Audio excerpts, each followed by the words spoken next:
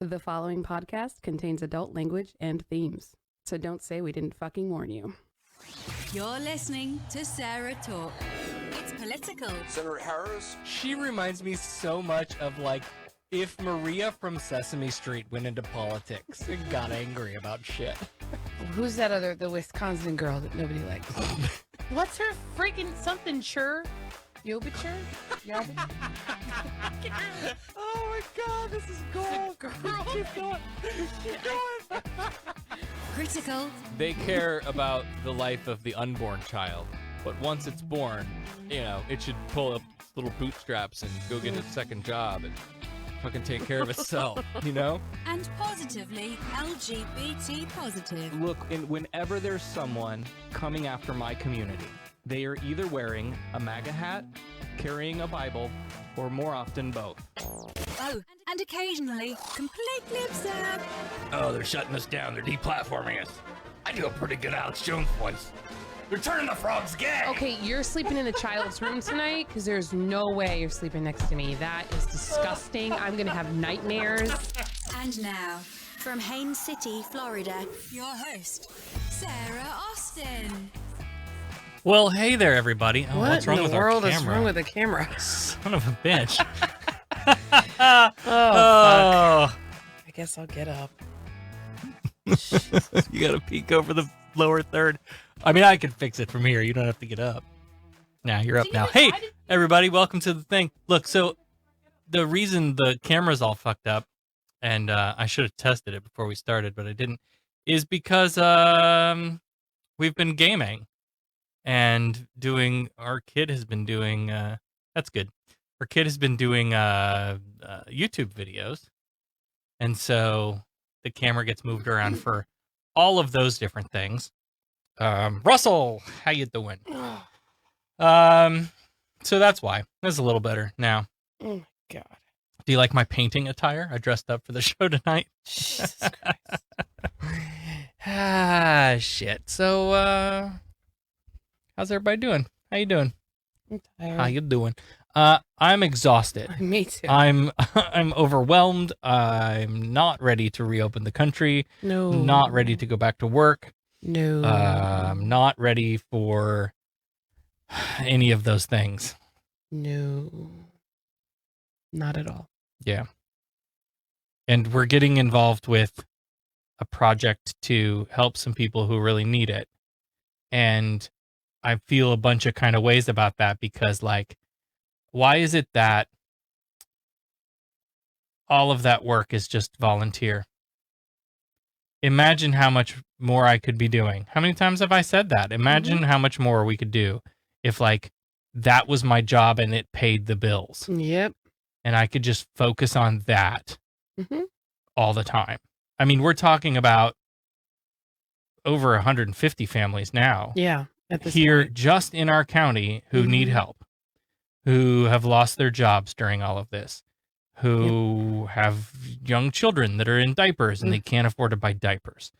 That kind of stuff, right? Can't afford to buy laundry detergent so that they can have clean clothes. Right. And so there's also, you know, most of the charities that are out there are religious in nature. And there's a lot of people who don't want to go to those charities for whatever reason, to either, you know, get stuff or to volunteer there. Because a lot of times the charities go, hey, we'll give you a box of food, but you need to turn your life over to the Lord first, and, you know, all of this stuff. And that's not why you're there to do it. So it's frustrating. But anyway, with the prospect of Florida reopening now and us getting back to normal and going back to work, that just really cripples the amount of time that I have to devote to such endeavors. And it's frustrating because while on quarantine, I feel like I've had time to really Sink your teeth into a lot of sit things. down and work on that. Yeah. Like, yeah, yeah. a lot of things. Right. Let's talk about us. Sorry. Do you want to talk about your adventure last night? Not really, but it's probably an important story to tell. Yep. So, I don't know. What was it? 6:30. Almost 7. our son starts crying. We were doing game night, so I was out at the desk in the dining room on the computer, headphones on. Sarah was in here on the computer, headphones on, and the kids were watching TV and playing on their iPads, like they do. And all of a sudden, our son just starts crying, wailing, screaming in pain. So I drop the headphones, go over there, and I can't breathe. My chest hurts. It hurts to breathe. It hurts so bad. I can't breathe. And he's like clammy. And I was like, come on, get up. And he like, come over here, like, come over to the couch. And he like barely got to the couch before he just collapsed across the couch. Pale as a ghost, just clammy, weak, lethargic, crying, sobbing that his chest hurts. And I'm just like, what the fuck? Okay, this isn't good. And out of the blue, like no real other, it just nothing else happened. was going on. Like at one point in the day, he had said he had a sore throat, but he's got really bad allergies and he's not taking his allergy meds as regularly because we're not on a like routine. He's not going to school every day. So there's, you just forget things like that when you're not in a constant routine. Yeah. So I come in here, I get Sarah, we go out there, and it's just like, well, with everything going on, I need to take him to the emergency room. He can't breathe. He's having chest pains. He can't even. He couldn't even lift himself up to like to walk, put his shirt on. Like she had to dress him. Yep. She had to carry him out to my Jeep, put him in the Jeep. When I got to the hospital, I had to like pull up and get out and have somebody bring a wheelchair out for him. Like he could not move on his own. Yep. So we spent all night in the ER. Yeah, it was midnight by the time you guys got home and was settled. it? I thought it was later than that, but no, okay. It was around midnight. All right. Jeez, it seemed like it was later than that. Yeah, right. So they ran the flu test. They did an RSV test. They did a chest x-ray. They come back and his x-rays look clear. Nothing is swollen. There's no fluid in his lungs. His test results came back negative. So we're going to send you home and just give him ibuprofen for the pain. And I'm like, what? But he's sitting here crying, like literally crying in pain. And at the time I was just super pissed because I was like, I shouldn't have come to this hospital. I have heard so many stories about this hospital. I've had family members go to this hospital. Right. Like when Sarah got in her accident and wanted an MRI at that hospital, they wouldn't do it. Like I just should have, that's where I was. I should have known better. I should have just driven to Lakeland. But whatever. Yep. So they gave him a dose of painkiller because I protested that, I don't understand. Like, you're not even giving me a diagnosis. You're just sending me home and telling him to take painkillers and I have to pay for this. Yeah. I don't feel comfortable taking him home without something other than that, because if I take him home and it gets worse, then I have to come all the way back. So they brought him some painkillers and they watched him for an hour and he started to get better, like quickly, like the minute the pain went away, different kid. And so at one point I remember the doctor saying, maybe it's just a muscle thing. And I was kind of annoyed at that because I was like, muscle things don't make you not be able to breathe. Muscle things don't make you clammy and they don't make you like that weak. And I just could not wrap my head around it. Right. But I was like, okay, fine. But once he started feeling better, I felt a little more comfortable. Okay, if the x-rays are clear and there's no sign of any kind of viral respiratory infection, and his chest x-ray, like there was no sign of any, like I just kept thinking, I didn't think it was COVID. I was thinking there's something cardiac going on. Right. Like that's where I was going. But everything was normal. Everything they looked at was normal. So when he started to feel better, I was like, okay, I'll take him home. Worst case scenario, we come back or go to a different hospital tomorrow. Mm-hmm. Right? And then you know how hindsight works and you kind of play back every little thing. So over the course of the next several hours, I started putting the pieces together. So sometime yesterday morning-ish, child jumped off the back armrest of the couch. Like kids do. For like the, 80th time? Yep. 90th time? After being told, don't do that, you're going to hurt yourself? Yeah. And he hit the ground with such force that he was immediately crippled in pain and complaining that his foot hurt. His foot hurt. His heel hurt. So he was sitting pretty much all day because he hurt his foot that morning with ice on his heel. No sign of bruising. Didn't look like it broke anything. I just figured he bruised his heel when he hit the ground so hard. And then he sat in the chair all day and he didn't move. And so the only way that I can explain what happened yesterday afternoon is that he got up to move because he wanted a drink. And I was sitting at the computer and I said, you can get it yourself. I'm not your maid. He got up to get it. And then he moved. He hadn't moved. It caused pain in a muscle that he probably pulled or something when he fell, but didn't realize that he did it because we were so like, oh, we'll put ice on your foot and then you just sit and rest. And he hadn't moved. And the doctor kind of said, like, maybe it's a muscle thing. This is exactly what she said to me. Maybe it's a muscle thing in his chest or back because he was fine. And then when I had him sit up so that I could examine him, that's when he complained about the pain. Right. And of course, at the time I was like, dumb bitch, what do you know? But now, of course, that makes sense because he did. He sat all day, ice on his foot. And then the minute he tried to move, the world was ending. Now, add to that this kid is 24/7 coronavirus. We're staying home. We're not going out because XYZ. You go out, you get infected. And he's already prone to anxiety. So he has a chest pain. He can't breathe because the chest pain is so intense that it's hard for him to breathe. He immediately thinks one of the symptoms of coronavirus is that you can't breathe. Oh God, I've got coronavirus. He goes into full anxiety, panic attack, whatever, which then brings on all the other, the clammy, the panic, like just the shutdown, basically. Yep.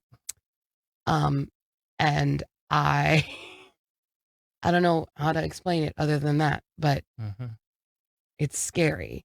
I've had these types of things happen to me where I just shut down because of a panic attack, and I do get like that. If it's a physical reaction. It is a very physical reaction. Yeah.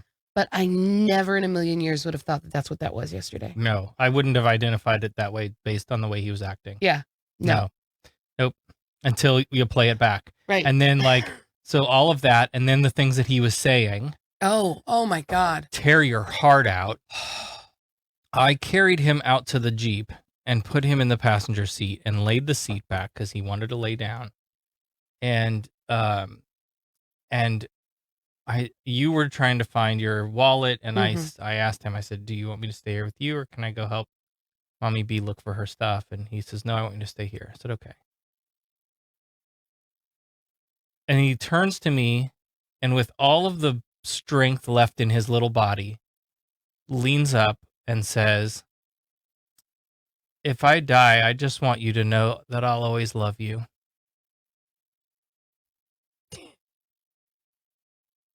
And yeah, thank God for my atheist friends. Because after you all left, I came back in here and said, okay, let's, let me tell you what's going on. Yeah. And then let's play some more games and take my mind off of this shit. Cause I just can't even. And then while he was with you and at the hospital, there's more of that sort of yeah. Several times. I don't want to die. I've never been so scared in my life. Yeah. What if this is the end? Yep. Just rip your heart out and stomp on it. Yep. And so when you plug all of those things together with hindsight, then I think it makes so much sense. Yep. But holy crap. Going through it at the time. Scary. It was really scary. Yep. Well, and then that was another thing. When he was so in and out of it, because of the pain and the anxiety, and he got himself so worked up, and I think that's why he just passed out. He slept almost the whole time we were at the hospital. and only really like stirred when they came in and were like messing with him, and that's but at one point he rolled over, and he was kind of like awake when they came in and were talking to me about the test results and the X-ray results, and that there's really nothing going on that they can identify as infection or virus or anything like that. So he was awake, so I know that he had to have heard it, but I don't think it registered, because at some point between that conversation and after they gave him his meds, he kind of rolled over, came to, and he asked me if his test results had come back. And I said, yeah, they came in and talked to us, and everything is fine. Everything is negative. And he goes, so I don't have so I don't have COVID, he says. I said, no, they don't think you have COVID, and your chest x-ray looks good, and nothing is swollen, and you're fine. You're okay. And you could just see him physically just breathe, like relax. Mm-hmm. And I was like, whoa, this is heavy. Yep. So, jeez. So do you know what my father had to say about all that? Sounds to me like you need to tone down the rhetoric that he's hearing. So that's funny. We don't play Fox News at our house. What I said was, we don't other than he knows what it is, he knows that it's a thing. We had to explain why we're home from school and why I'm home from work, and that was it. But it's not like we have the TV running all day long, and we're not talking about it consistently, and he's not in here listening to us bitch about it on the podcast, which we're only doing every other week-ish right now anyway. Like, what rhetoric are you... what? Oh my fucking God, I'm glad I wasn't around for that conversation. I love him, but you know what? This old man is testing my patience. So, yeah. Rhetoric, my fucking ass. But meanwhile, my mother was like making faces at me. I know. Because she's... Listen. This mental health stuff is hereditary, friends. And, my mother was hospitalized once for having like just a mental break. Yeah. It happens, and it's normal. My father and I are taking the same drug for like the same stuff for depression. Like, come on, man. We're all dealing with some shit right now, and he's a kid. He's scared. He doesn't know what's going to happen. And all he knows is he feels like shit, and he knows this thing is... Had this COVID-19 stuff not been happening right now, I might have not been as concerned. I might have been closer to identifying it as something else. But when he's presenting that way in the midst of a pandemic, you take it seriously, and you do what you got to do. Oh my God. Oh my God. Oh my God. So you see what I married into? Do you see? Get off me, Jehovah. So you shut up. You can contribute to the payment of our medical extra expenses therapy this week. Holy fuck. We're gonna need the hospital bill, the intensive amounts of therapy that we're all gonna need. Oh my God. Yep, so that was our night last night. Woo boy. I do want to say though, so we haven't been doing the show as regularly. And there's lots of reasons for that. Like, again, we've talked the last couple of episodes. There's not as much to talk about. And we've been doing other things, and like I'm painting one of the other kids' bedroom now, and so we're like, we got stuff. We're doing stuff. We're taking advantage of the extra time. Yep. Because it's...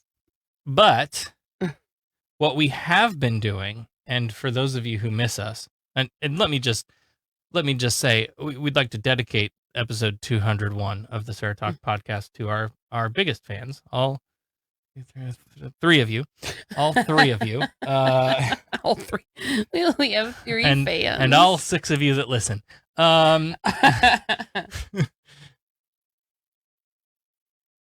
We have been doing quarantine gaming. So much fun. On Thursdays and Saturday nights, and there's not much of that left because this reopening the state and going back to work stuff. But So tomorrow night is another quarantine gaming night. If I get this posted in time, and you want to come play games with us, you should do that. It's a lot of fun. We jump on Zoom so we can all see each other and talk. You've really got to teach me how to do it. I will. And then I could be hosting midnight gaming. You could midnight? Yeah. You don't stay up till midnight. You know, I'm awake. When you're not here in the middle of the night, I'm awake. That's true. Just come in here, pop on, and nothing else to do. I'm my other insomniac tribe. There you go. So that's what 6 p.m. Eastern we start that, and that's a lot of fun. So Thursday nights and Saturday nights, soon to be changing because I'm not going to be here to host it, but we'll figure that out. But we'd love to have you there. It's lots of fun, and we might be able to do Thursday night still. Yeah, we might. If somebody just can come home and go to sleep. Yeah. Yeah, but to do a Thursday night game night and a Friday night show back on like regular schedule, I don't know about that. I don't know. We'll see. What else? No. Oh, Jennifer Johnson's watching. Hey, Jennifer. So there's a couple of things I guess we can talk about this week that You mean there's more? Well, I hate that sigh. Joe Biden. Creepy Uncle Joe. Yeah, see, that's the sigh. That's it. The more I look at him, the more I think he's related to Tom Steyer. Huh. He's just starting to look like a dead guy. I don't say that to be. Well, so here's... He does. He just, I don't know, like, too much makeup. So here's the thing. Bernie Sanders suspended his campaign.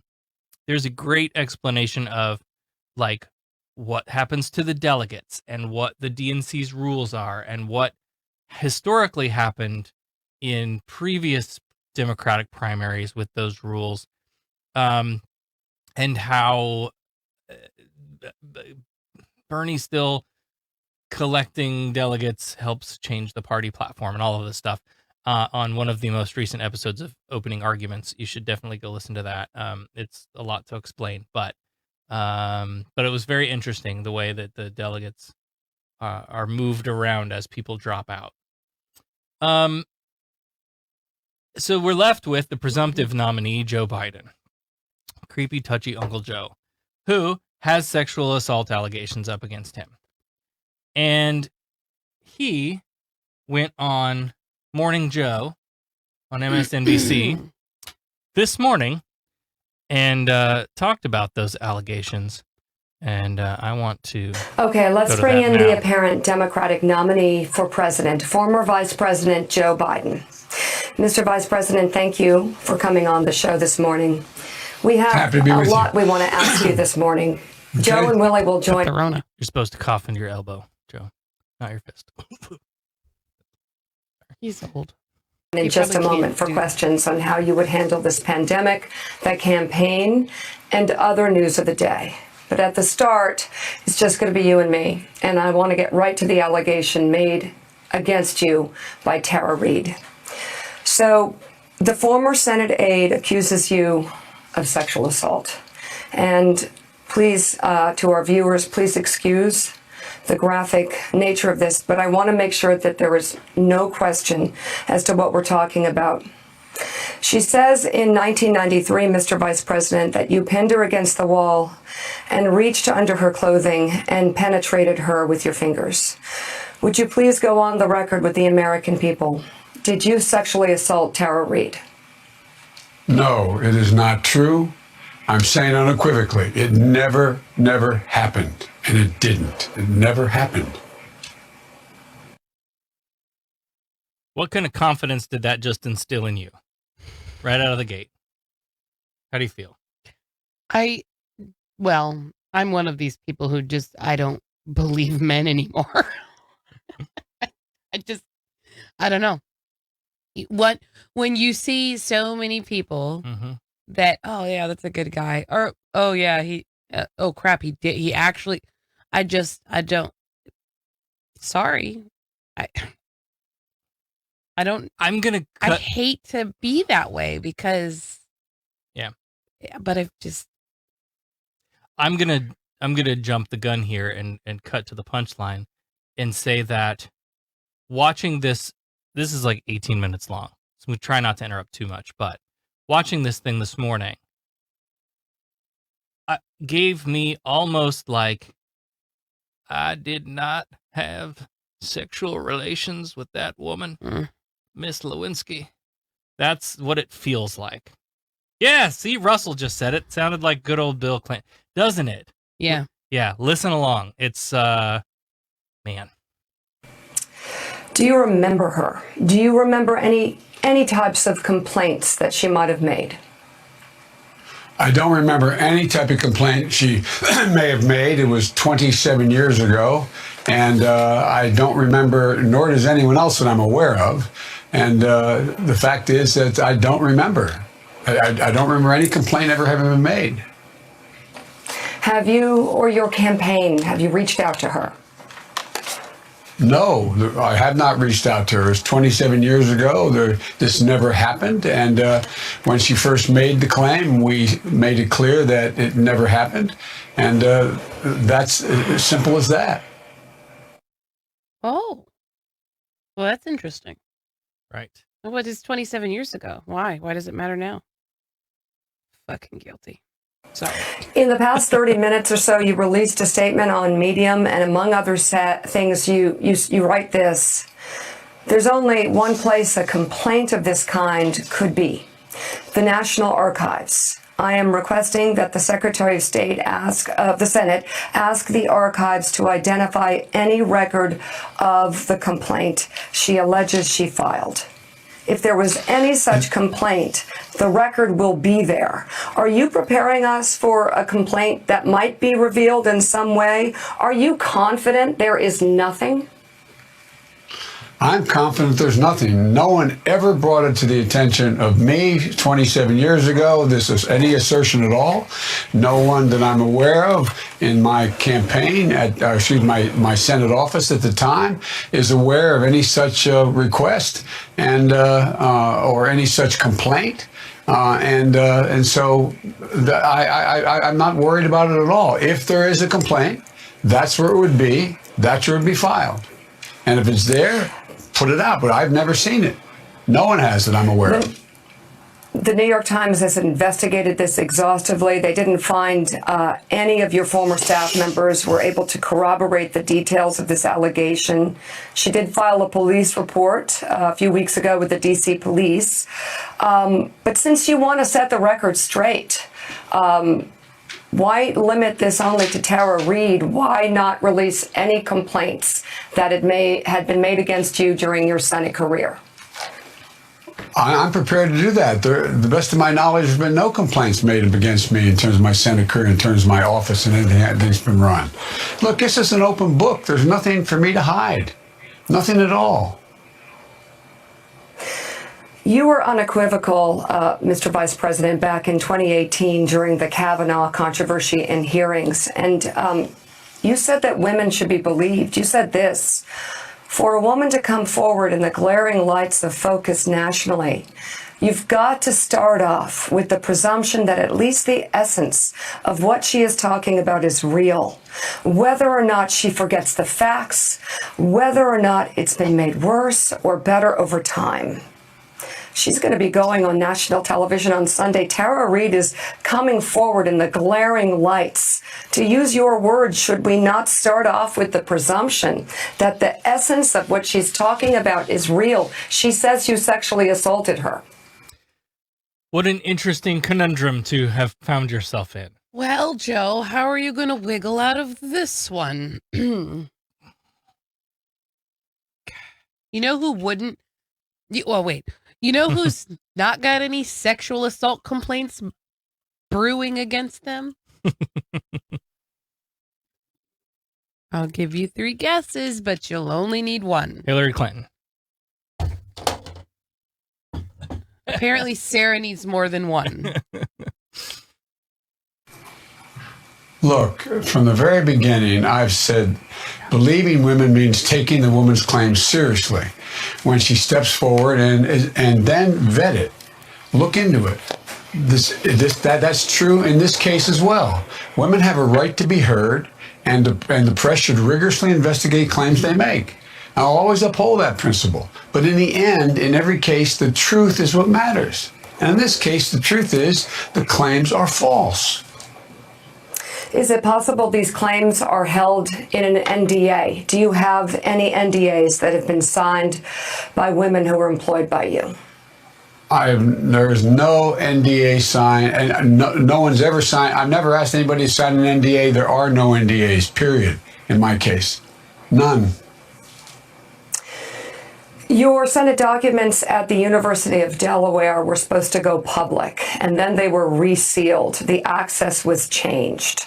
I know that you're saying any HR complaints could be in the National Archives, but why not reveal your Senate documents that are being held in Delaware? I know there's 1,800 plus boxes, but if she believes and she alleges that the complaints may be hidden there, why not strive for complete transparency? Why was the access to those documents sealed up when they were supposed to be revealed? Now they're going to go in a circle here. They're going to dance real hard around this off-site document storage. Just watch this play out. Well, they weren't supposed to be revealed. I gave them the university. The university said it's going to take them time to go through all the boxes. They said it wouldn't be, and that wouldn't be before 2020 that occurred, or 2021. I can't remember the year they said. But look, a record like this can only be one place. It would not be at the University of Delaware. My archives do not contain personal files. My archives contain document, and when I say personnel files. They don't contain any personnel files. They're public records, my speeches, my papers, my position papers. And if that document existed, it would be stored in the National Archives, where documents from the office she claims to have filed her complaint with are stored. That's where they are stored. The Senate controls those archives. So I'm asking the Secretary of the Senate today to identify whether any such document exists. If it does, make it public. Right. Okay, that's a good thing. Okay. Right. I can see his point. If it's true, then the papers at the University of Delaware wouldn't. They would be state issues, public, whatever, like the Senate, like whatever his office was handling, not personnel. Like that makes sense. Mm-hmm. But okay. But there are claims and concerns and reports in Business Insider, and she claims that possibly a complaint or some sort of record of this might be at the University of Delaware. So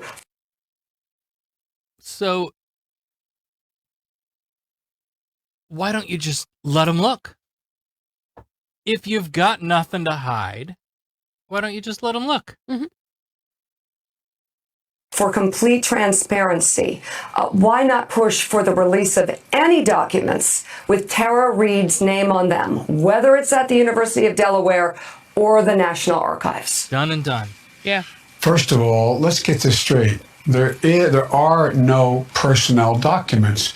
You can't do that. You wouldn't, for example, if you worked with me or I worked for you and you had my income tax returns, you had my whatever. They're private documents. They're not they don't get put out in the public. So they're not part of the public record that in fact is that any senator or vice president or president has in their documents. Look, there was one place that she could file the complaint. And that office at the time was all those records from that office are in the archives, and they're controlled by the Senate. That's where personnel documents would be if they exist. That's where the complaint would be if it exists. Okay, so let's split some hairs.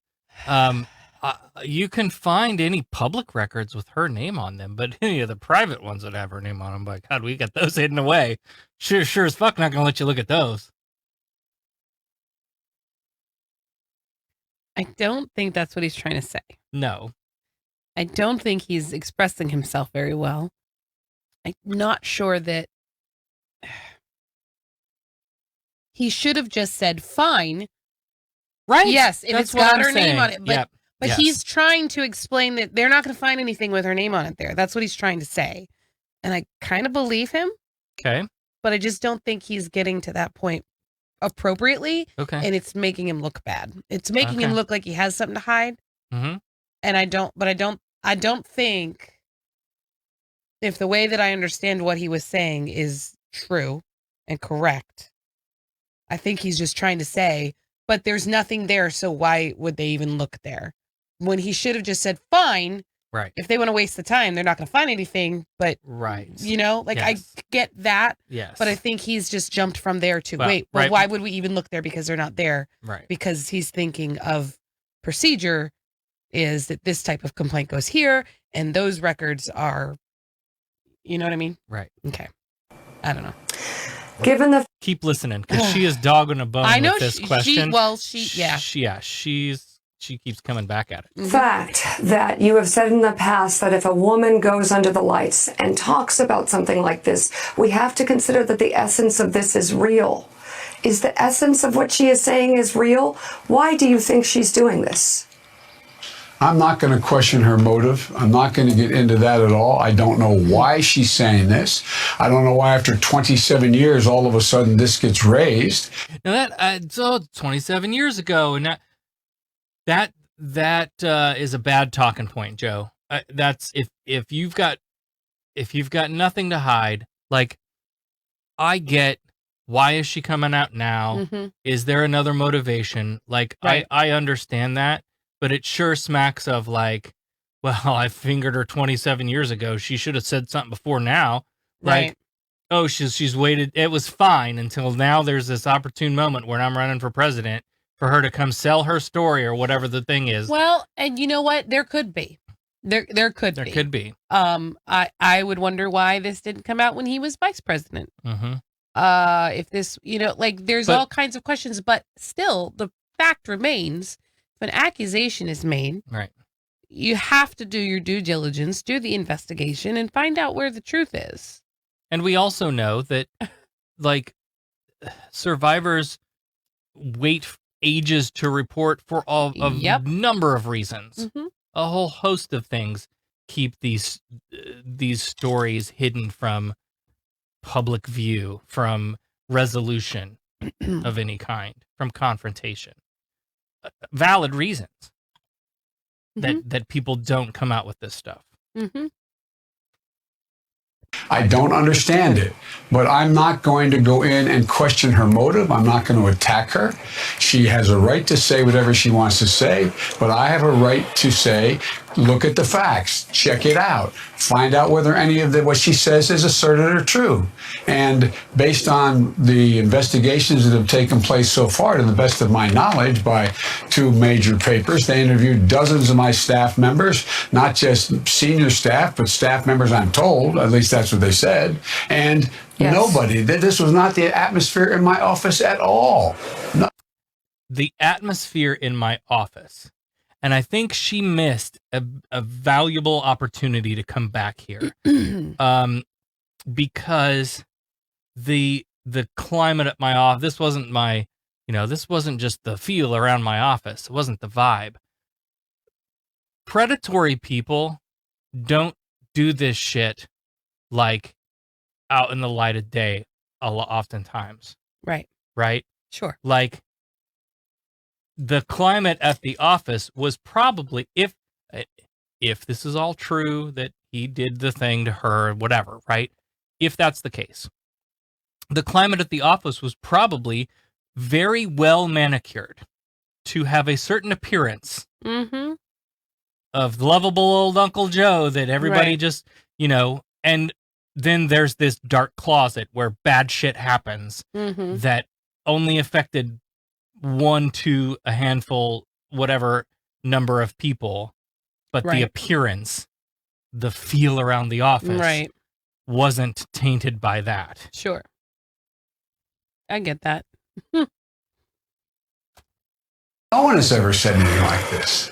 But Mr. Vice President, as it pertained to Dr. Ford, Everyone wanted, high-level Democrats said she should be believed, that they believed it happened. You said if someone like Dr. Ford were to come out, the essence of what she is saying has to be believed, has to be real. No. Why? I know what I said. It has to Why be. is it real for Dr. Ford, but not for Tara Reade? Because the facts are that, look, Because the facts are different. I'm not suggesting she had no right to come forward. And I'm not saying any woman, they should come forward. They should be heard. Okay, the question wasn't about whether they have the right to or not. It was how we react to them coming forward. That we take them at their word and believe women. That was the question. You didn't answer any of that yet. And then it should be investigated. It should be investigated. And if there's anything that is consistent with what's being said, and she makes the case or the case is made, then it should be believed. But ultimately, the truth matters. The truth matters. It's period. I fought my entire life to change the whole notion of the law and around the culture around sexual assault. And I fought to strengthen and protect the process for survivors.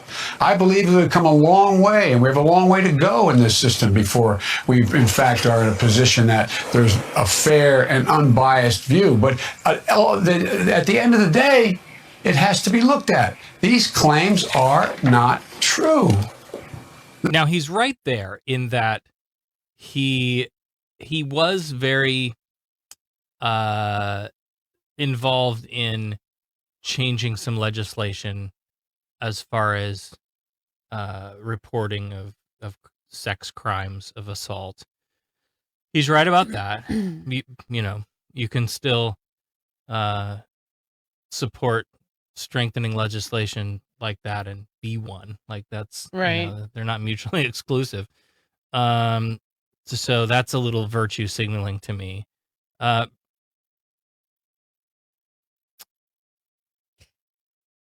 Brent says, I'm sure he's most likely guilty, but he knows he's guilty. So when you try to act like you're not hiding shit, when you know people think you're hiding shit, even if there isn't any evidence, you're still going to act like you have something to hide.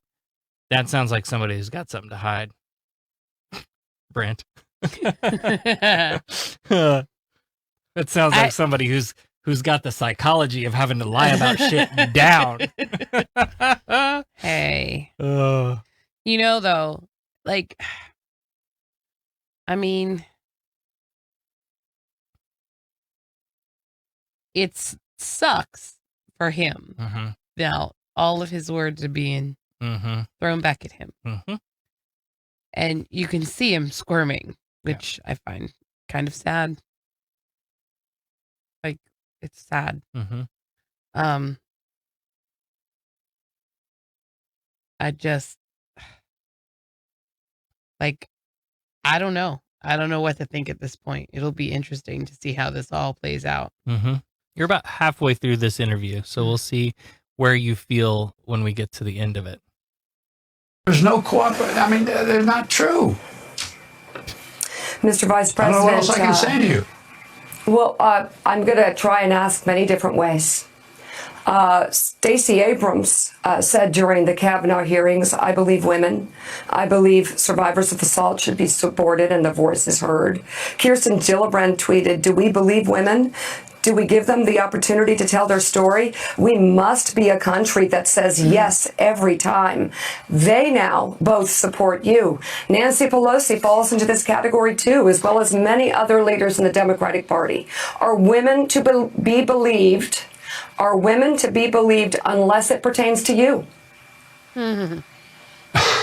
Look, women are to be believed, given the benefit of the doubt. If they come forward and say something that they said happened to them, they should start off with the presumption they're telling the truth. Then you have to look at the circumstances and the facts. So in a lot of ways, people now are in the stage of presumptively assuming that Tara Reade is telling the truth. Right. And we're waiting on looking at the facts. That's the scenario that we're putting in front of you, Joe. And shouldn't you, at this point, Are you saying that because But it's you, it's different? because it's not true. Right. I think that's here's the thing. He's an old senile old man. Yep. He does not. He doesn't remember 1993. First of all, he doesn't. If you know, like that's probably a lot of it. But if you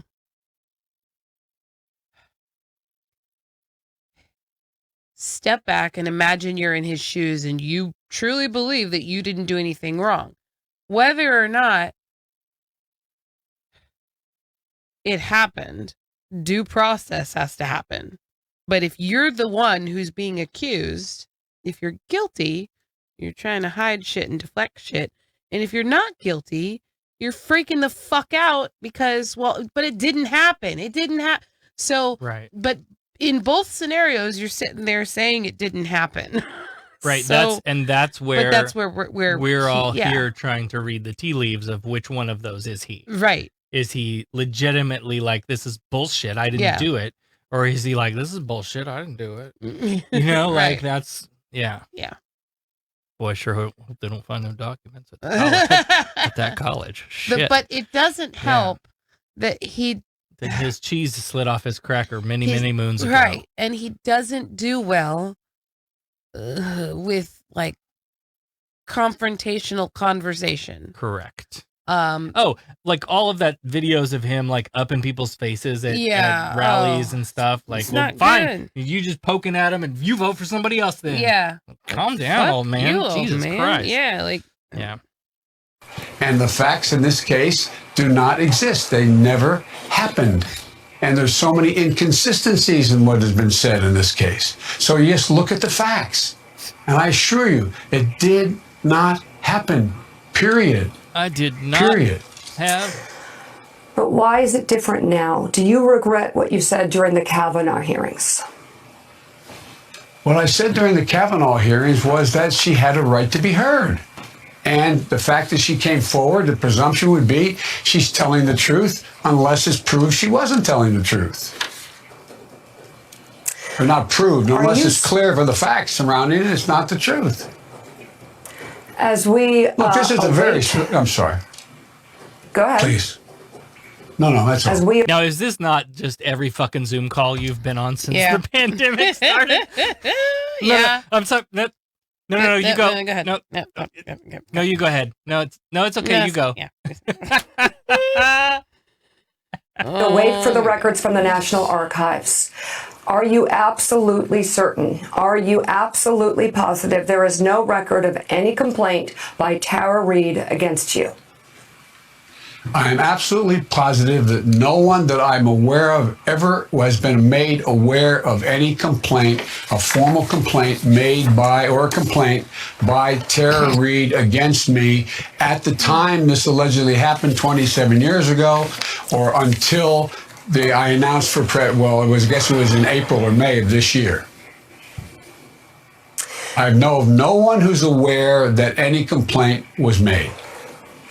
I've got two more questions. The first... Okay, please. Go ahead. No, you go. The first is about your University of Delaware records.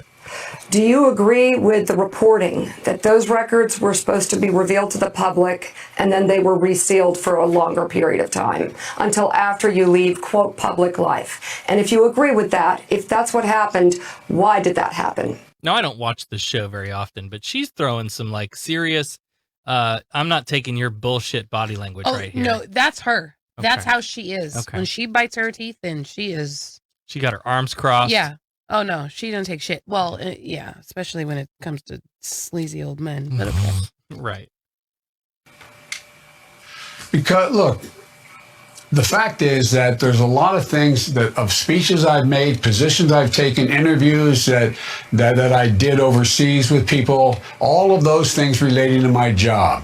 And the idea that they would all be made public in the fact while I was running for public office, they could be really taken out of context. The papers are position papers. They are documents that existed, and that when I, for example, when I met with Putin or when I met with whomever, and all of that to be fodder in a campaign at this time, I don't know of anybody who's done anything like that. And so the National Archives is the only place there would be anything having to do with personnel records. There are no personnel records in the Biden papers at the university. See, here we are again. We're back to this whole, like, just fine. Go look at the fucking papers then. Like, if I were falsely accused and I knew there weren't any documents, at some point I would just be like, fucking look at every paper I've ever, anything that's ever touched my desk or had my hand on it or has my name on it, any document that has anything to do with me ever. It didn't happen. I didn't do it. Go look at all of them. I understand that. That's why I still think he's hiding something. Right there with you. I think that, yes. I think that it gives the appearance that he's hiding something, Right. but I'm he's not also old and convinced. senile. I'm not convinced that. Right. I'm with you. I understand. I don't know how all these record things work, but if that's true, like, I would have to go do some research. If that's true, that, well, this was, the point he made about having all of these things that he did while in office out available to the public while he's running for office, I can see how that might upset things. If there's anything in there that people can use against his policy, whatever. Right. Well, let me come back to records requests in a moment. Okay. So, personnel records aside, are you certain there was nothing about Tara Reade in those records? And if so, I am absolutely certain. Why not approve a search of her name in those records? Approve a search of her name. Yes, and reveal anything that might be related to Tara Reade in the University of Delaware records. There is nothing. They wouldn't. They're not there. And if it's I don't understand the point you're trying to make. The point there I'm trying to make is There are no personnel that records you by are, definition. The point I'm trying to make is that you are approving and actually calling for a search of the National Archives records of anything pertaining to Tara Reade. I'm asking why not do the same in the University of Delaware records, which have raised questions because they were supposed to be revealed to the public and then they were sealed for a longer period of time. Why not do it for both sets of records? Because the material in the University of Delaware has no personnel files, but it does have a lot of confidential conversations that I had with the president about a particular issue, that I had with the heads of state of other places, that would not be something that would be revealed while I was in public office or while I was seeking public office. It just stands to reason, to the best of my knowledge, no one else has done that either. All she's saying is, so here's how public records requests work, and this would be the same process. For example, if I wanted to know, school boards are a easy example. So school boards, schools often have, prayers at different awards or graduations or whatever, and you can go to the school and make a public records request of any governmental agency, like a school, and they can, charge you a modest fee for photocopies or whatever. But you say, I want to see any records from this date to this date that contain the words prayer, invocation, blah, blah, blah, right? Or in this case, Tara Reade. That phrase, and only that phrase. Mm-hmm. Joe, the documents about you talking to Putin are not going to come up unless they have Tara Reade written on them. Okay. I don't think he gets that. Then. No, right. That's what I'm saying. All she's saying is, Joe, all we want them to do is type in the fucking computer, do a text search through all of these documents. Right. Some of them are in paper. I get it. It's going to take time. Somebody has to sift through it. I get it, whatever. But we're not looking for anything except Tara Reade. And I get that you believe there are no documents in the university records with that. Right. But all you have to do is say, yeah, okay, fine. My conversation with Putin is not going to come out of that because they're not looking for my conversation with Putin. They're looking for records with Tara Reade. Unless he talked to Putin about Tara Reade. For fuck's sake. I'm just talking about her name, not anybody else in those records. A search for that. He has no clue. He has no clue. Because he doesn't know how computers work. Oh my God. Okay, He's a here's the fucking thing. dinosaur. Here's the thing. She said it. Or he said it. However many boxes of files they gave to the University of Delaware. Right. So does he think that somebody's just going to be Like going through the pages out boxes? and, holy shit, look at what he said to Putin. Right. That's what he's thinking, I bet you. Because that's how it worked 27 years ago. Saying. Yeah. Nothing classified with the president or anybody else. I'm just asking, why not do a search for Tara Reade's name in the University of Delaware records? Look, I mean, who does that search? Who does that? See, he doesn't know. No, he doesn't. The University of Delaware? Perhaps you set up a commission? Set up a commission. You set up a commission, Joe. Can do it? I don't know. Whatever is the fairest way to create the most transparency. Well, look, Mika, she said she filed a report. Now, you know I have a distrust of people who do that, like, use your name thing. Like, Mika. Which is partly why when I was at Disney, like, in front desk, hotel, and you had to use their name certain number of times in a interaction. I hated that. It's the same thing with like people who are like, "Hey, friend." Oh no, nope. Big red flag. That's not how we. No, not gonna happen. Yeah. But I don't know. That just gives me I feel some kind of way about Mika. Come on, listen. Look. She's grown up around these people. Like her father was somebody in Washington, and so she knows all these old guys, and she has since she was a child. So I don't know how much of that is just creepy Uncle Joe. Oh, come on, Mika, you know me, like, right, and how much of it is just creepy Joe trying to. Yeah, she has her employment records still. She said she refiled a report with the only office that would have a report in the United States Senate at the time. If the report was ever filed, it was filed there. Period. If you could speak directly to Tara Reade about her claims or anything, what would you say?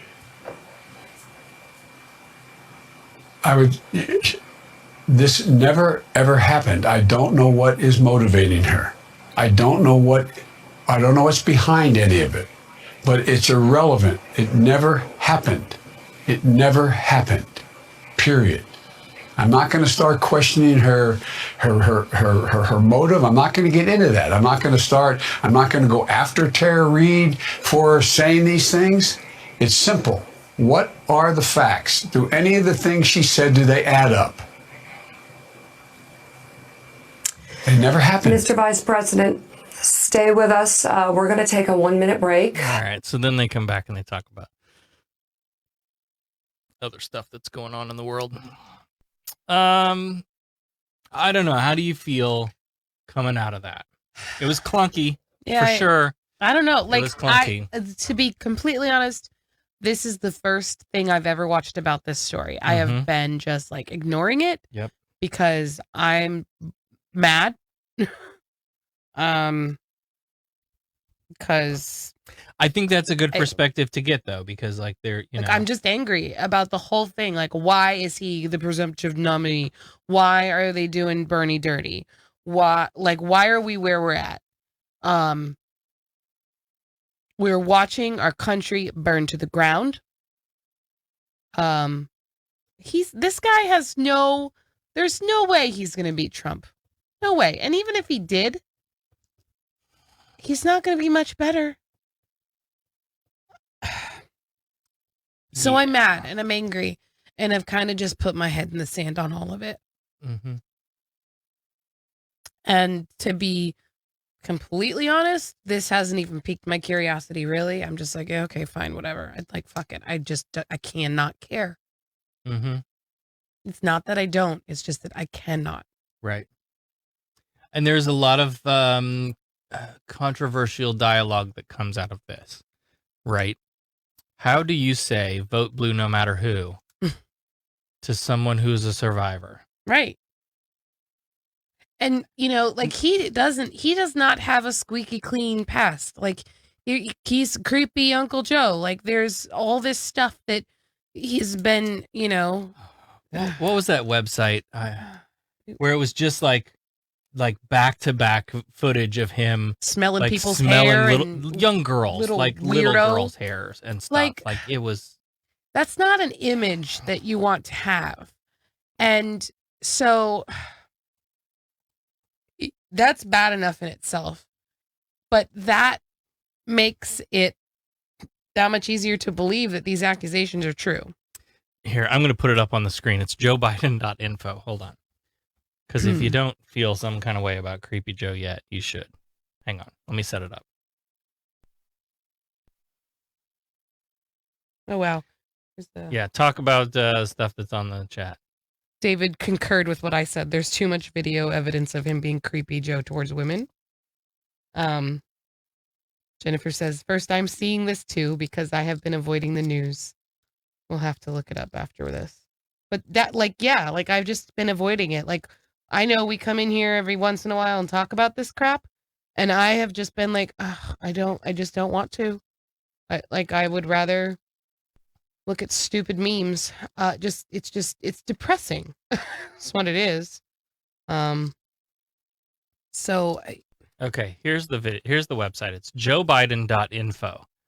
Very presidentially looking, wow, right? It does look official. Uncle Joe is back and ready t-shirts. to take. I think I read this. I think we've done this on the show.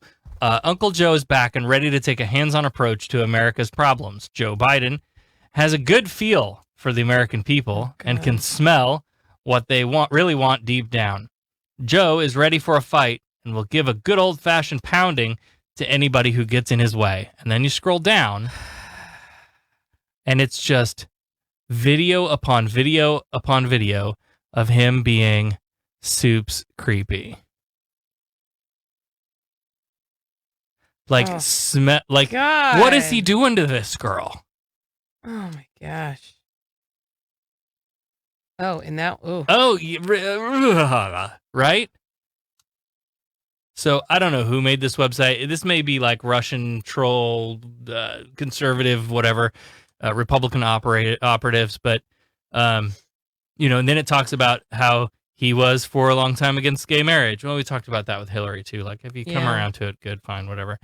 For mass incarceration, he was against abortion rights. He was against busing. He was for the Iraq War. He was for the death penalty and harsh drug sentences.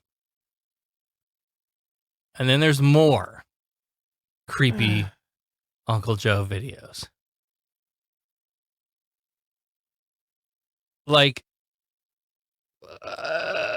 I'm sorry.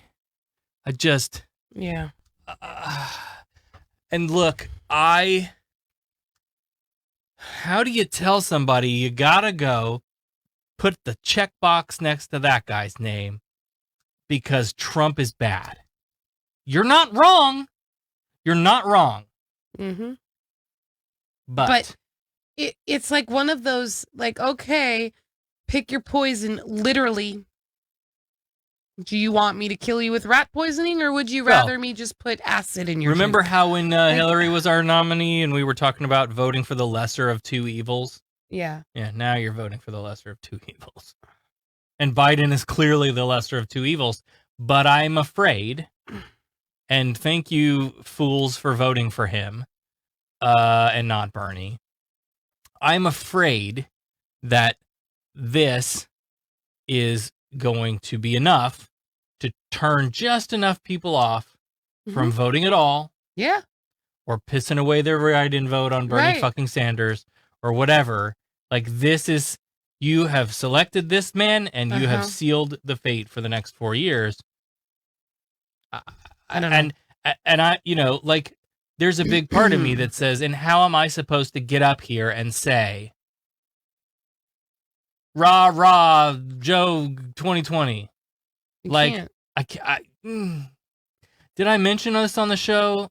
That I've had people reach out to me and be like, hey, if you know anybody who's interested in, you know, we're going to get ready to start like canvassing, however you do that in COVID era. For Joe, no, I don't know anyone who's excited about No. Joe Biden enough. Certainly not enough to go knock on doors for him. Nope. I don't. I didn't even like knocking on doors for Jehovah, and there was a time when I actually believed what I was peddling, so I couldn't do it without my. You know what I mean? Yep. Yeah. That's just. I gotta care. I gotta be invested. I gotta. Yeah. Did you see this garbage Jesse Ventura is looking at running on a green ticket? Yeah, I did see that. I didn't really look much into it. I'm like, crap. Well, there. You know, that's your split. That's your Jill Stein. That's your Jill Stein, but that will drive just enough people that don't want to vote for Joe away that Trump will take it. Because they'll just throw their votes away. And then I think that's Trump's Hail Mary is and get Jesse Ventura in there to. So speaking of shitbags, let's talk about Ron DeSantis. Oh, fuck. So this guy gets up and does a "we're going to reopen Florida" campaign speech, and I think, I can't remember if he directly quoted it, but if not, he was very closely paraphrased to the only thing we have to fear is fear itself. And so, you know, the evil, crooked mainstream media has you all hoodwinked, and this has just been a campaign for them to instill fear in you. And like, what do they get out of it? Like, okay. How does that work? Like, what? What? People are dying, asshole. Yeah. People are dying. This isn't, look, I have such a hard time when people start talking about the media, because the skeptic flag goes off in my brain that's like, burr, burr, burr, burr, burr, careful, Right. danger, Will Robinson. There's a possible conspiracy theory ahead. Right. The media is lying to you about coronavirus so that we need to look, you lazy fuckers just need to get back to work. And that's really all this comes down to.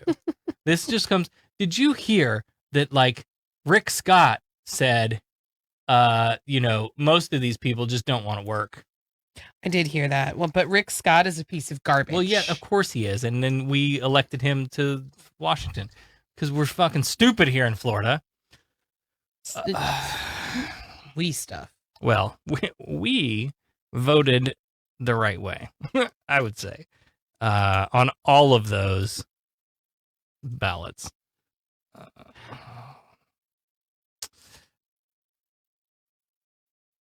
So I just tell me what you guys are thinking. And I know we have people listening from all over. All 10 of you they're not all from Florida. I can see it in the statistics. Are you ready? Have you been, like, we were discussing this earlier. There's two sort of clear narratives. If you were going to plop this on a circle chart, there's two kind of very clear groups of people. There's the people who are privileged, like I would say we have been, in that I didn't get furloughed. I didn't get let go. I've maintained my job. I've still been paid my full salary, even though we haven't been, like, working on site a normal 40 hours, whatever. Like, we're very fortunate in the way things worked out for us. And so those of us in that predicament, in that position, I think probably tend to be more likely to say, hey, let's just, trust those scientists and better safe than sorry. And if we don't have to open up until December, well, then we just don't open up until December because I don't want to die. I thought you were going a different way with that. So, I thought you were going to go into, because I like drinking 5 days a week and working 2. Yes. So there's that category. And then there's also the people who are like, seriously, I lost my job and like, I don't know how I'm going to pay for anything tomorrow. And I'm pissed that we live in a society that doesn't value human life for it being human life, but only for its productivity. And so we should just take care of people. And that pisses me off that we don't live in a place like that. Yeah. But there's a risk of sending you all back to work. And it's huge. And it's your life in a lot of cases. It's, And what infuriates me about the whole thing is that it's all just because capitalism will die. Mm-hmm. And they would rather let capitalism live and let all of us puny little crappy humans die. Mm-hmm. Because that the people with all the money running these big corporations that want all their people to come back to work, they're not going to step foot anywhere in the public eye until it's perfectly safe for them. But they have the money in their pockets that they can be afforded such privilege. I lost my train of thought. Yeah, that was good.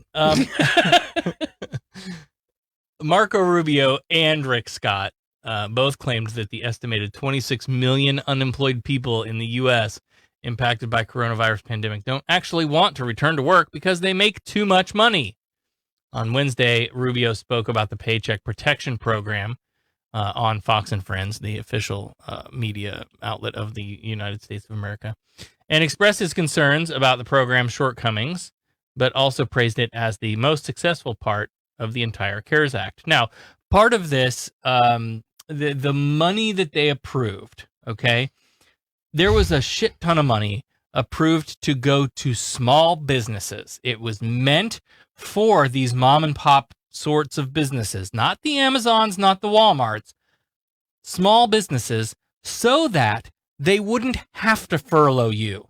So that they could stay, whether they had to close their doors and not be open, they could still keep you on the payroll. Yeah. And that you wouldn't lose your job and your income. That's what, there was a fuck ton of money set aside for that. And lo and behold, a bunch of that went to big ass corporations. Yeah.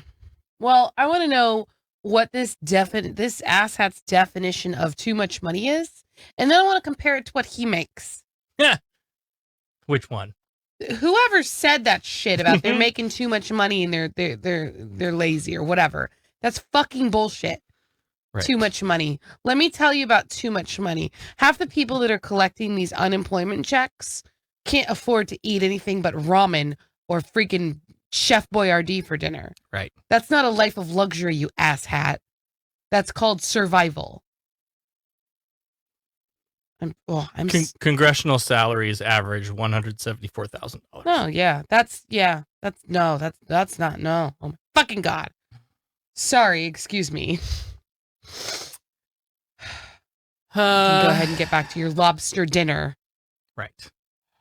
Quote, Rubio, a lot of people are having trouble rehiring workers because the workers are saying to them, I'm making more on unemployment. Not everybody. Most people would prefer to have a job, obviously, but that's an issue we're hearing reports about.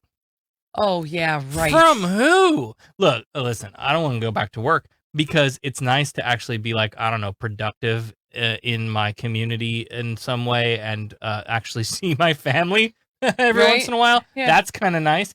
And I don't want to go back to work because of that. Also, I don't want to die. Yeah, there's an underlying thing here. And if... Hey, we should probably tone down the rhetoric. You know what? All that is done. I'm going to just start daily posting videos on his Facebook feed. Don't. Rhetoric. Anyway, so DeSantis goes on, and the only thing we have to fear is fear itself, and it's time to open Florida back up because capitalism's dying, and we got to get the machine turning the gears again. Before everybody dies. And then so- what are you going to do when everybody dies? Who's going to come work in your stupid little companies That was when another- everybody's fucking dead? That was another my dad thing. I shared a graph of the 1918 three waves of the flu, and he commented something on it like, obviously he didn't read that it was actually a historical graph of something that had happened in the past, and read it as if it were like a prediction. And it was like the first. I wish I could just draw on the screen. We need to get that. There was it was like the first little hump, right, was the first wave, and then the second wave was like poosh way up on the graph, right, and then it dropped off, and then the third little thing, and it was little "you are here" sign on the tiny little first hump on the first wave.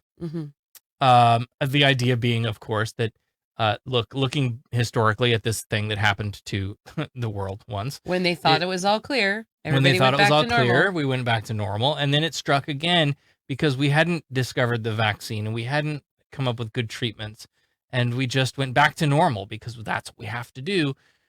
And then it was really, really fucking bad. I don't want it to be really, really fucking bad. I don't. And I'm sorry, that's not based out of fear. Like, I'm listening to the experts. The experts are saying right now, hey, don't open up yet. It's too soon, too risky to do this. And yet, the Southern Republican governorships all got together on the Trump golf course the other weekend and was like, hey, we should probably open up, huh? And so now we're all opening up.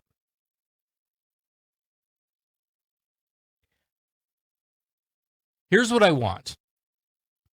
I want us to be able to hunker down for as long as we need to. Whether it's this issue or another issue or any other thing. Like, if there is ever a need to, like, hey, y'all, we need to shut the machine down. Everybody stay home unless it's essential shit that you need. Yeah. Sorry you can't go to watch a movie anymore, right? Like, that's just not going to be a thing. You can't go to the movie theater.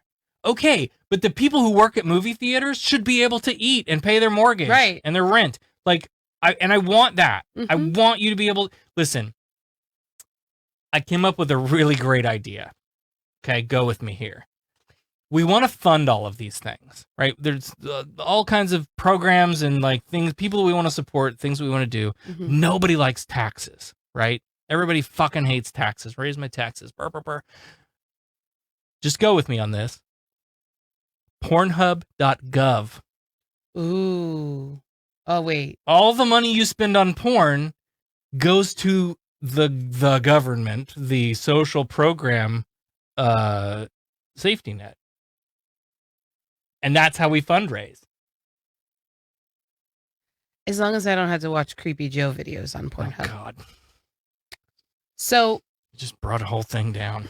Sorry. Okay. Somebody posted this today. We can't live in fear.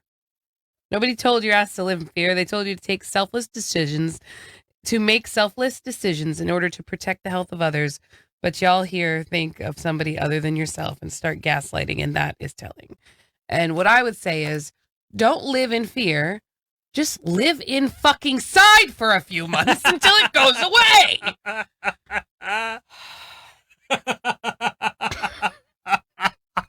Wow. Right? Wow. Just stay inside. Look, Stay the fuck home. I can't because I got to go turn the wheels at the machine. I know. I know. And it's bullshit. But, and here's the thing. If they say, okay, open up, and everybody goes, fuck no, then, like, I mean, you don't have to open just because the government says you have to open, right? Right. Just because they say, hey, you can. Doesn't mean you have to. Right. And, like I tell my kid, you know what? You can stay up as late as you want tonight. It doesn't mean I necessarily am giving her permission to stay up until 6 o'clock in the morning. he will, but like there's a difference between you can do this and you should do this.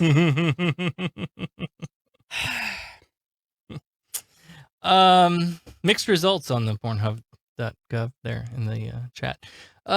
If you knew it was going to people who like needed the money, like who really need like an actual social safety net. Sure. Oh yeah. Like, yeah, come on. I do that. I mean, and that's the problem. I'm all for erase my taxes if it means that kids are going to get we have been nutrition on and the record about that many times. Are going to get paid what they deserve. Yep. And that when people need to go to the hospital, they're not. This fucker came in the hospital room last night, $150.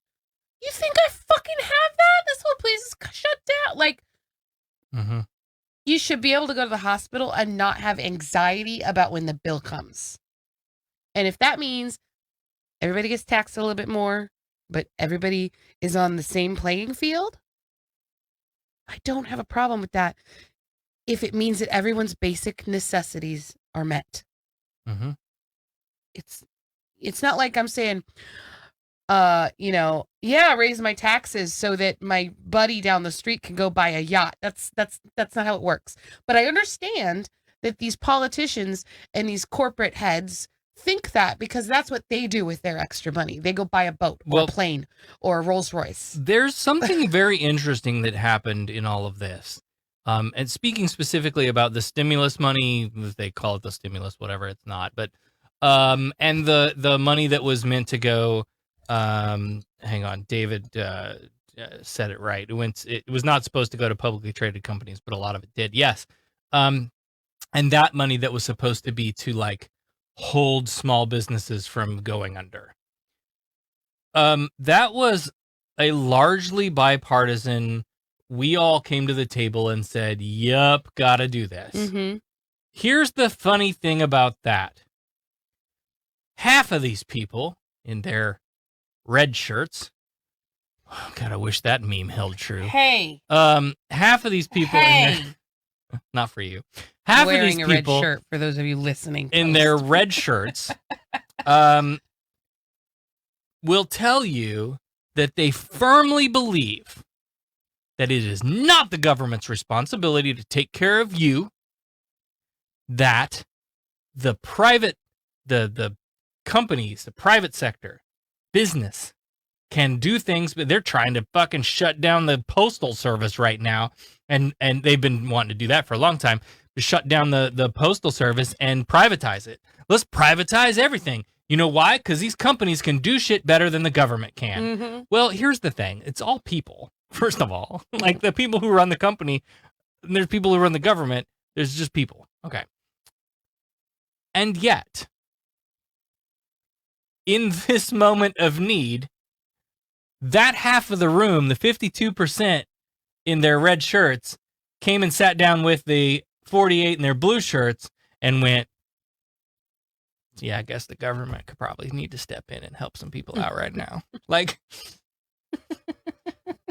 they've been preaching to you for generations that it's not the government's responsibility to save you, and private business can, it's the market, baby. It's just the market. The free market will take care of everything.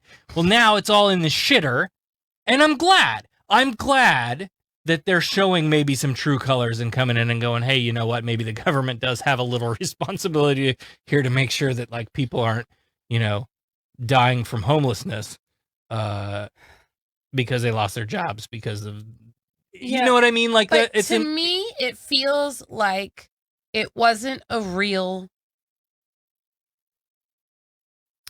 what's the word? It wasn't even an act of good faith. Okay? Because, okay, here, we're going to give you this money. And $1,200 ain't going to go far. No. But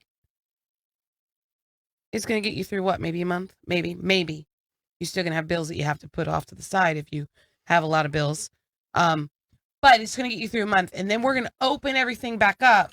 So you can go back to work. And then you're going to get sick and you're going to die. But we gave you $1,200, so good for us. Yeah. It was them patting themselves on the back for doing something right, but they weren't doing the right thing. Yeah. They just wanted it to look like they're doing the right thing. Because now they're pushing to have everything open back up. Mm-hmm. And they're doing that because they know that that money that they gave out isn't enough. And they're going to have to give more if things don't open up. Mm-hmm. And so, we got to get this shit opened up. Not understanding that that move is going to cost them so much fucking more in the end. Yep. And I mean, I'm terrified. Yeah. Okay.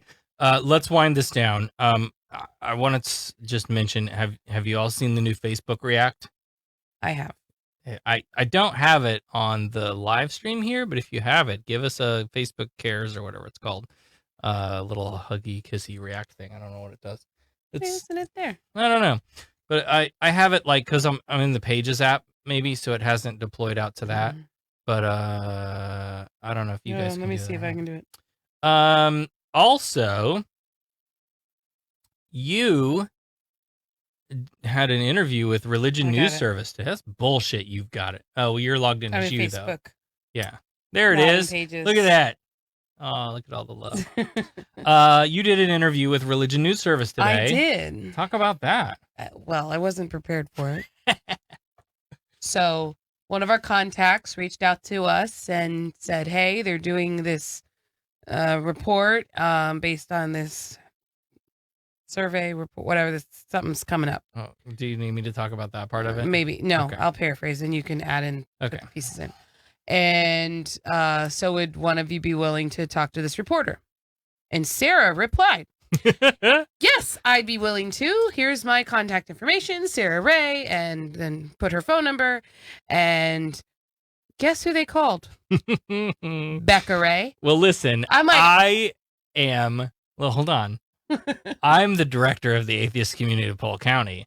You oh, well. are an assistant state director with American Atheists.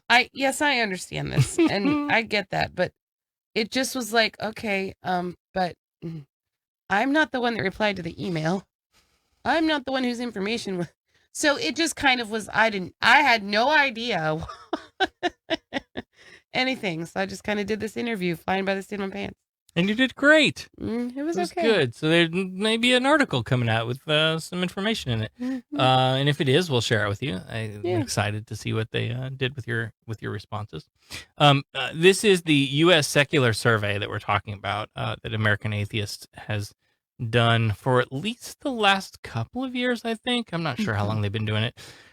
But the idea is that when polling is done, a lot of times they speak of religious people and non-religious people, or those who identify with a specific brand of religion and those who do not. And so we've talked about this, many times, the nuns. And that's no affiliation is what, none, it means, what is your religion? None. Mm-hmm. Okay. So that's how the question has been phrased for a really long time. And so when you boil those numbers down, it groups together like evangelicals and Protestants. And then it breaks those out further, evangelicals, Catholics, and Protestants. And then it breaks those out further into their little denominations. And then on the other side, you have people who might be like, I'm spiritual, but not religious. People who believe in a God but may not identify as Christian or Buddhist or Hindu or whatever. Buddhist was a bad example. Sorry, don't at me. Agnostics and atheists. You put all of those together in this other category, right? And so the Secular Survey, in a lot of ways, is about going into that nuns group and really starting to peel the layers back and get information about who these people are and, what our experiences are in American life. So there's, lots of questions about, have you been marginalized? Have you had any negative interactions because of your non-belief? Have you, do you have issues with your family because you're a non-believer? And so it's a lot of questions and stuff like that. So it's, and when you read data, right, you got to know your sources and the biases and whatnot. And so this is an atheist group that's putting out a survey and asking these questions, largely because no one else is doing it. But anyway, so the data for the 2020 survey comes out Monday comes out this week, sometime this coming week, and so it'll be interesting to see what the trends are and what people are saying. But largely, you're gonna hear a lot of the same stuff as in previous years, that people do feel like they're marginalized for being a non-believer, that they've been discriminated against because of, or afraid to be out about being a non-believer and stuff like that. So anyway, the report is going to come out, and when it comes out, we'll get it to you. She said this story is published on Monday, so yeah, I just double checked. Yep. So that reminded me of something that happened at the hospital last night. Okay, and this will we'll wrap the show on this. Yeah, 2 little cute little quick stories. Completely forgot about it, but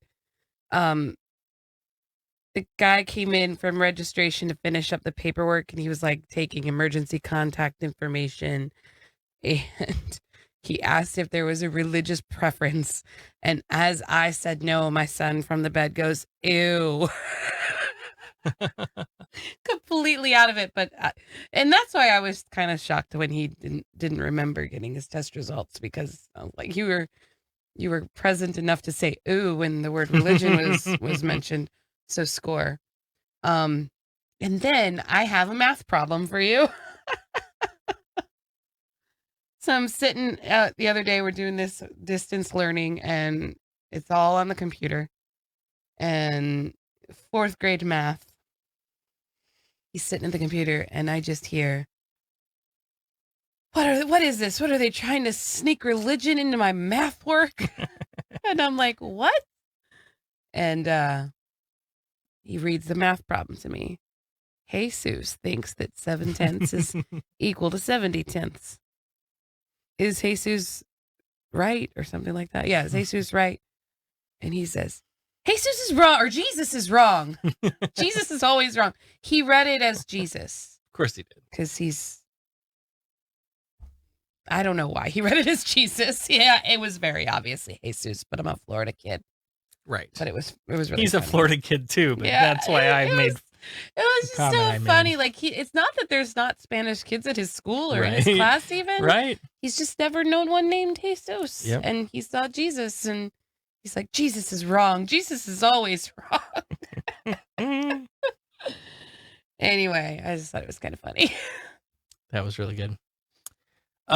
Jennifer asked about the link to the survey. If you go to secularsurvey.org, so the survey actually happened from October 15th to November 22nd, something like that, when they were actually taking the survey.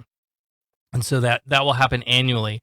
But I just clicked over to secularsurvey.org, and they're building a new website for the release of the data next week. So it should be live in a few days. But what it had before was there was a place that you could plop your email address in, and so then next year when they go to release, when they go to release the questions again to start taking survey responses, then you get notified. So secularsurvey.org, and get on that and check it out. Hey, we want to shoot a big thanks to our favorite listeners, our patrons, Our favorite humans.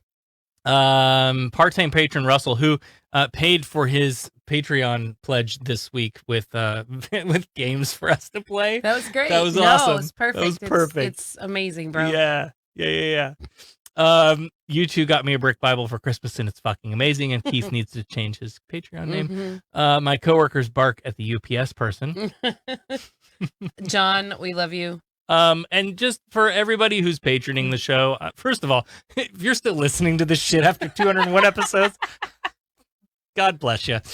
And for those of you who are patroning, we really appreciate it. And know times are tough right now, and a lot of people are struggling. And so, we do talk about how we are relatively privileged. And if you can't afford it right now, by all means, hit pause on your Patreon pledge and put it towards something you need. And we totally understand that. But still like and share and come join us for game night when it happens. Yes, absolutely.